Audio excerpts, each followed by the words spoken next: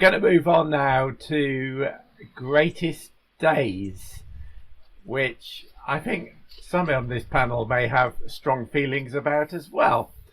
Who's going to introduce Greatest Days? Andy, is that you? Okay, so this is Take That's version of Mamma Mia.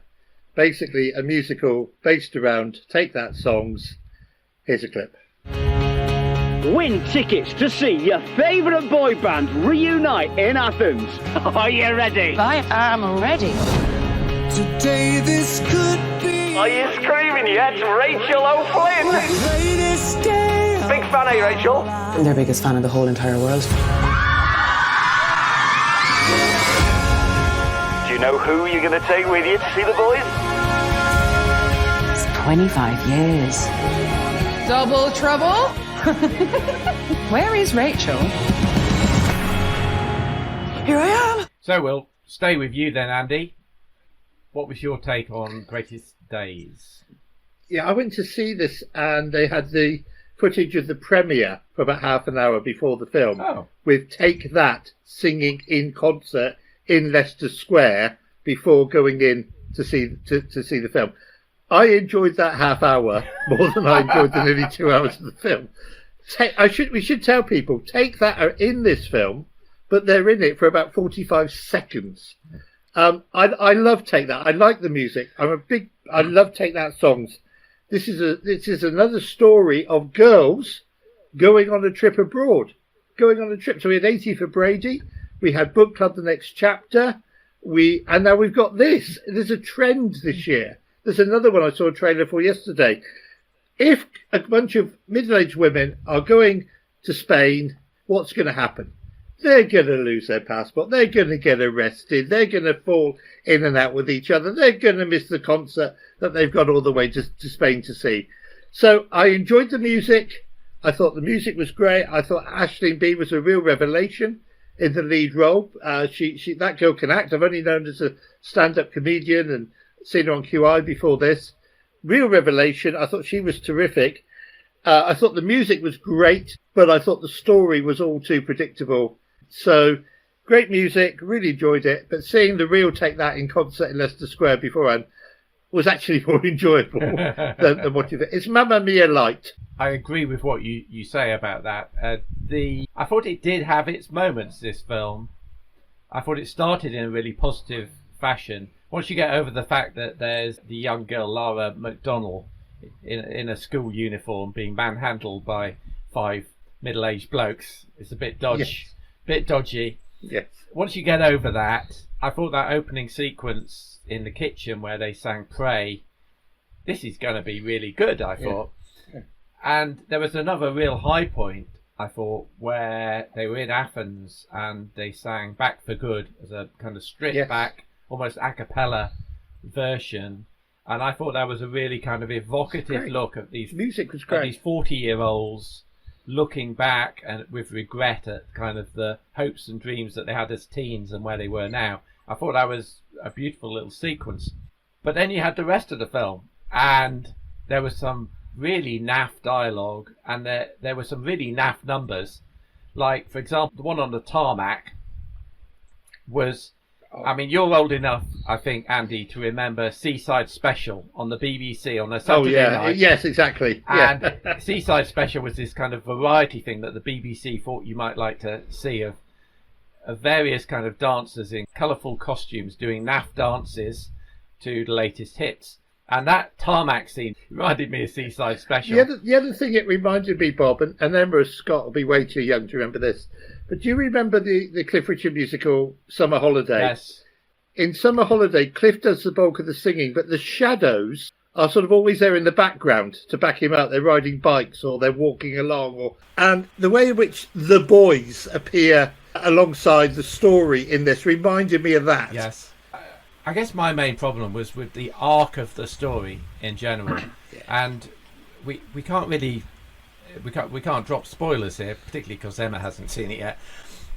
But there's one point where it builds up to a particular point, and then the story comes crashing down as if somebody's poured a great bucket of water down your neck. Yeah. And then when it comes back from that, because lots of films like Mamma Mia, Here We Go Again had a great kind of crashing moment, but then it built itself up to be a feel-good ending. And for me, it never recovered from that kind of crash in the middle. And I'm not talking about the incident that happened, which has been a secret, although you know where it's going to go, for like 2/3 of the film. I'm talking about the kind of relationships that are in place. Yeah. And then we get to an ending which doesn't seem to link any of those kind of relationships that were like that. What happened? And in fact, there's 4 or 5 endings, isn't there? There's 4 or 5 moments where I thought, oh, that's it. No, hang on. That's it. No, hang on. Yeah. You know, it really needs to end when it ends. And I thought it just kept going for the sake of it. Yes, indeed. So yeah, I mean, I have to say the illustrious Mrs. Movie Man enjoyed this more than I did. But I would count myself as a Take That fan. I mean, I've seen them in concert twice with the family and really enjoyed their music and really enjoyed their performances. And this just felt like a missed opportunity to me. It felt like it got 2/3 of the way there, but the story in particular needed a lot more work. Scott, we're kind of lukewarm about this. Are you lukewarm or are you a fan? Well, I am a fan of musicals in general, and so I was quite looking forward to this one. But for me, as far as jukebox musicals go, this was far less Sunshine on Leith and far more Walking on Sunshine. This was a real stinker for me, I think. And I thought the screenplay itself was horrendous. I hated the narrative and the way this whole story was built. I know it was based off some stage play that was called The Band, that I don't know too much information about. Yeah. But I thought that was horrible. I thought the directing wasn't very good at all. The acting, Aisling was okay, and 1 or 2 of the kids were okay. But for the most part, I thought the acting was pretty poor throughout. And the singing, I mean, it was pretty karaoke, wasn't it? I did not think that most of the singing was very good from the actors, or even those boys that are supposed to be the band. Some bad tribute act, as far as I'm concerned. And that was the other thing. They kept referring to them as the boys, which to me, as a fan of the Amazon series called The Boys, I just kept thinking to myself, I just want Homelander to come in and just put me out of my misery here. If you know the series, you know what I mean by that. I'll agree with you with the Back for Good number. That one I did enjoy. When they stripped that back and you had the older and younger generation together, that song worked. I'll give it that. But the rest of them did nothing for me. I just spent the whole time thinking this really was a poor idea and it was poorly executed. You've got some good songs that are not being performed well. You've got some talented people like Alice Lowe is in this film and kind of wasted, I think. Just definitely not her best work. Yeah, I just found this severely disappointing and potentially my worst film of the year so far. Whoa, there you go. Well, you see, that's given you some food for thought, hasn't it, Emma, when you go to see both those last 2 films tomorrow? You'll have to see what camp you're going to be in. I'm actually following it up with seeing Take That in concert the weekend after, so I'll come out on a high. You'll have more fun in the concert. The whole experience. Yeah. The whole experience. Let's do ratings then. Scott, let's start with you. So I actually feel like I've been quite generous with this, but I'm going to say 4, and that feels very generous. Andy?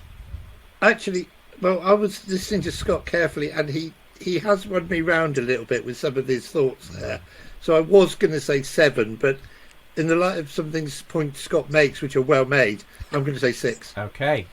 And I've also given it a 6 as well. Yeah. Because if I gave it any less, I think the illustrious Mrs. Mann would be very cross with me because she enjoyed it more than I did. So that's a 5.33 for Greatest Days to Take That musical, which unfortunately makes it another